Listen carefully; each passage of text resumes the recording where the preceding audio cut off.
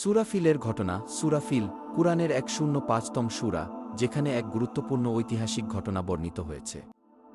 এটি মক্কায় অবতীর্ণ হয়েছিল এবং এতে কাবা শরীফকে ধ্বংস করার উদ্দেশ্যে আসা আব্রাহার বাহিনীর পরাজয়ের কাহিনী বর্ণিত হয়েছে। ঘটনার সংক্ষিপ্ত বিবরণ: ইয়েমেনের শাসক আব্রাহা কাবা ঘরকে ধ্বংস করার জন্য এক বিশাল সেনাবাহিনী নিয়ে মক্কার দিকে অগ্রসর হয়। তার বাহিনীর প্রধান আকর্ষণ ছিল একটি বিশাল হাতি, যার কারণে এই ঘটনাকে কি হাতির বছর বলা হয়। কিন্তু যখন তারা মক্কায় প্রবেশ করতে চাইল, তখন আল্লাহ তাদের বিরুদ্ধে এক বিশেষ ব্যবস্থা নেন।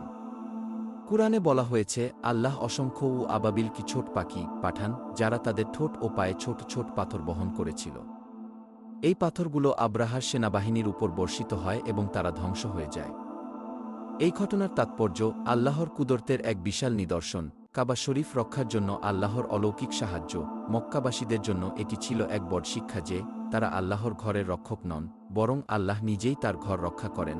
হাতির বছর কি ৫৭০ খ্রিস্টাব্দ ছিল মহানবী হজরত মুহাম্মদ সাল্লাল্লাহু আলাইহি ওয়াসাল্লাম এর জন্মবর্ষ। এই ঘটনা মুসলমানদের বিশ্বাসকে শক্তিশালী করে এবং বোঝায় যে আল্লাহ চাইলে বড় থেকে বড় শক্তিশালী বাহিনীও ধ্বংস হয়ে যেতে পারে। ফিলের ঘটনার মতোই আমরা আল্লাহর কাছে প্রার্থনা করি যেন তিনি ফিলিস্তিনিদের সাহায্য করেন, তাদের উপর অবিচার ও জুলুম দূর করেন এবং তাদের স্বাধীনতা ও শান্তি দান করেন।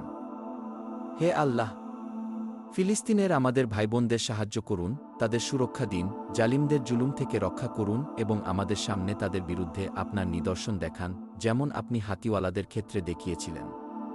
হে পরাক্রমশালী, হে প্রতিশোধ গ্রহণকারী, আমরা প্রার্থনা করি যেন ফিলিস্তিনিদের উপর অবিচার বন্ধ হয় এবং তারা শান্তি ও নিরাপত্তার সাথে বসবাস করতে পারে। আল্লাহ তাদের সাহায্য করুন এবং তাদের শত্রুদের ষড়যন্ত্রকে ব্যর্থ করে দিন। আমিন।